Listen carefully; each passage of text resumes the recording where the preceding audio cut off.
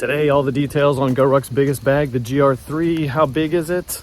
What can you put in it? What should you pack in it? What can you do with it? Where can you take it? How big is it? Where can you put it? And will it fit in an overhead bin? Let's take a look at all the details on the GORUCK's GR3, the biggest bag they make.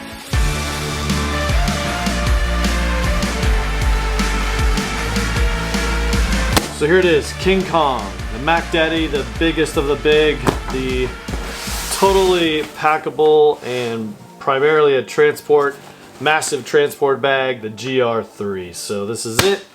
If you just watched my previous video on the GR1, you may be asking yourself, what happened to the GR2? Why aren't we talking about the venerable GR2? Well, the reason is this week, and in fact I released this video a few days early, the GR3 is back in stock, relisted on the website, so you can finally pick up one of these big bags if you need the extra capacity. So the previous video that I'll link here, the GR1, talks about all the features of most of all the GORUCK bags. The GR3 is no different, so you'll see a lot of similarities between this and the GR1. But this is the biggest bag they make. Let's go over the details, the specs, what you can use it for, how to pack it, and we'll compare the standard loadout. What is the standard loadout? Here's a video about that. This shows you of all the things you can pack in a standard weekend trip. I'll bet that this holds a lot more. Let's go over it. So here it is, the GR1. Biggest bag.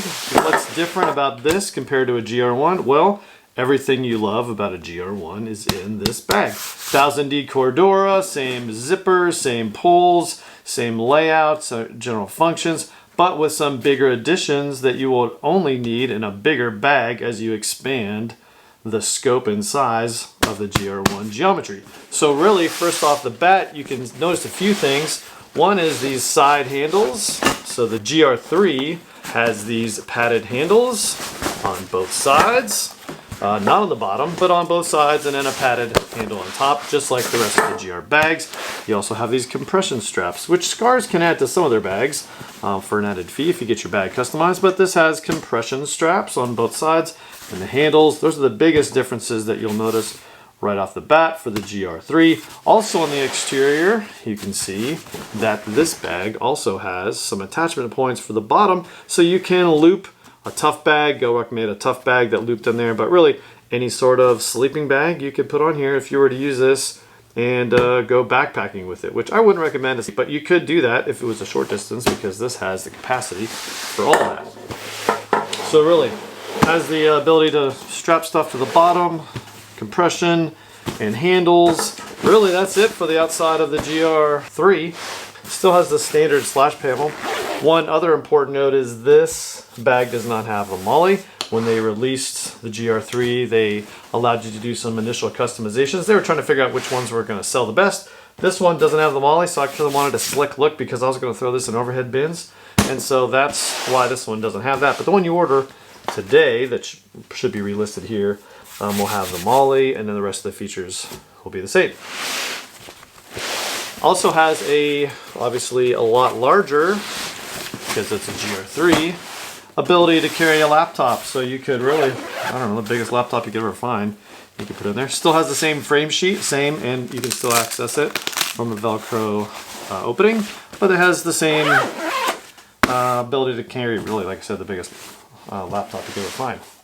Another important feature that the GR3 has that others don't, no other GORUCK bag has this feature, but you'll see that this one has an opening between the frame sheet and the back with some Velcro in there. What's that for? The GR3 comes with a padded hip belt, way bigger, more substantial than what you'll find for the events and the Ruckers.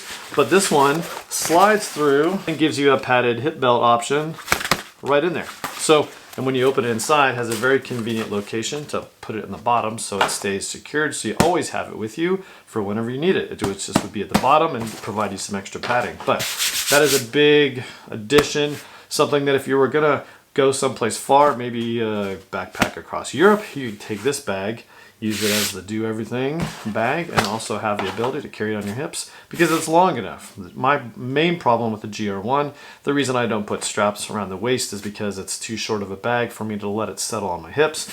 But this GR3, long enough, it's totally gonna sit on your hips as you carry it long distance. Going from train to airport, airport to train, all across Europe, that's what you were gonna do. So this would be a perfect bag for that. Padded shoulder straps, just like the rest of the GORUCK fleet, and with the MOLLE on there, so you could route some accessories. You could put a sternum strap on there. I don't typically, because I just carry this short distances, but you could also put bladder hose and retention clips on there if you needed that to stay hydrated. Let's go inside the GR3.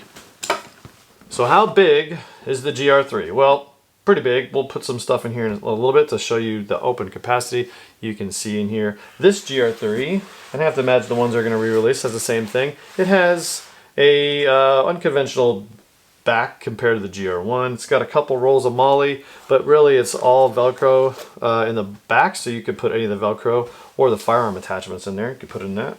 And it has a D-ring in the top, so you can put a hydration bladder in there. If, like I said, if you're gonna go use this for a backpack, you could hang a bladder in there and route the hose just like the rest of the GORUCK bags. Has the same pocket design. Inside has 3 pockets, not the 2. So they're each a little bit shallower than the bigger one in the GR2, but you have 3, 1 unmeshed, and then 2 mesh pockets. And then, like I said before, there's no elastic pocket inside, so no elastic pocket. Like I mentioned at the front, you can make this out in the very bottom of the GR3 are some elastic bands, and those are designed for you to take this, fold it in thirds, and keep it in the bottom, just like so. And then you always have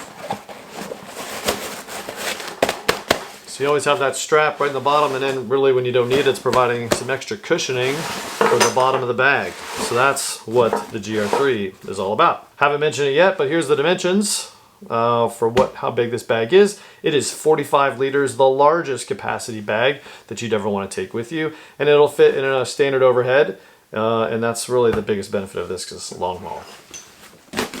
Now, all right, let's see how the standard loadout fits in the GR3.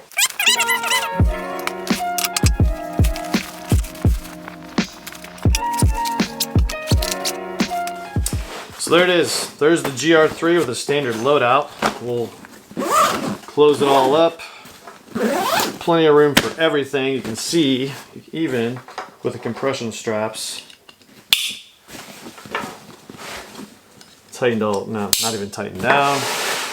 Plenty of room for additional layers. I would bet, you can see it's not even really fully filled out. Plenty of room in there. That's just the standard loadout. 3 days worth of gear in there. Plenty of room to do even more.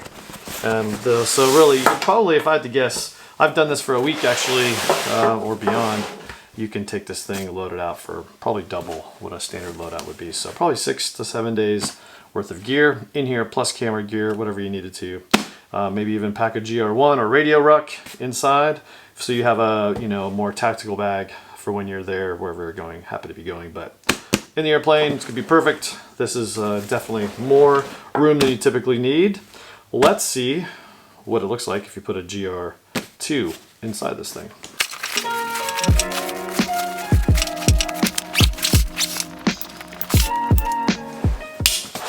So there you go. How big is it? Well, the GR3 fits a GR2, not completely full GR2, I'll be honest, but there it is with a GR2 inside of it. Still, I mean, you can tell, plenty of room, but that's pretty much what it means. 45 liters, 22 inches tall, that's what's inside as a GR2. So that's how big the GR3 is. So what would you use it for? Obviously, this is a long haul transport bag. I wouldn't use this as a daily carry. I wouldn't use it as a fitness bag, because really, if you're carrying this much gear, you probably need a different pack, because it's not designed, it doesn't have the ergonomics or the frame structure to really be carried for long distances. It does have a frame sheet, which does provide rigidity, but doesn't have that same ability to go long haul. So that's the GR3. Hope you like it. That's how it fits in the fleet. Again, it's really, if I were gonna go someplace far, this is the bag I would use, because it has the ability to carry more than any other bags total. If I needed more than the GR3, well, I'd probably take too much stuff. But if I did for a multi-day trip, then I would probably take another bag. Not a backpack, a kit bag, which we'll look at later. A kit bag from GORUCK is perfect augmentation to this system if you needed more than what the GR3 at 45 liters, 22 inches can carry. Is there a situation where I would want and prefer the GR3 to the GR2? Maybe, and I'll leave most of the details of that to a future video when I compare all three bags, the GR1, GR2, and GR3. But the advantage to a GR3 over this GR2, aside from a few liters of capacity, but if it's all close, why would I do this versus this? Well, it really depends on how you like to pack. The GR2 series of bags have this extra flap and extra compartment in between, so it actually has two main compartments, again saving that for a future video. But this is one major compartment, so if you really had bigger, bulkier items, I would use this and use the side compression straps to cinch it all down.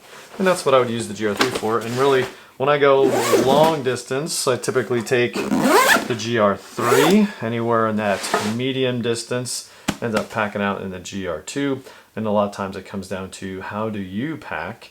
Are you somebody that needs a pocket for everything? Then a GR2 is it. If you're somebody that just has a bunch of little things, likes to throw in a big bag, the GR3 is going to be for you all the time if you need something above a 26 liter GR1. So that's it, that's the GR3. So there you are, quick video on the GR3. GORUCK's biggest bag at 45 liters, 22 inches tall, will fit in any overhead bin, international or domestic. And I've tested this out plenty of times. And one little feature I really haven't mentioned yet, but if you had larger, taller items, you could use these compression straps to maybe put a fly fishing pole holder right in, or a case right in between there. So larger items for sure would fit. But I'm a big fan of the GR3. Again, I use it for longer trips, and you could totally pack this out and put maybe a rucker, a bullet ruck, or a GR1 or radio ruck, any of those inside, so that you would have a more tactical bag as your destination, wherever that happened to be. So that's it, the GR3. Hope you liked the video. Give it a thumbs up if you did. Subscribe to the channel so you can see all the details on the GR2 when it comes out, and also my comparison video between all three. I got other content coming out in the next couple weeks, but this is the GR3. Check it out now, back in stock, link in the description as always, and let's enjoy the great outdoors.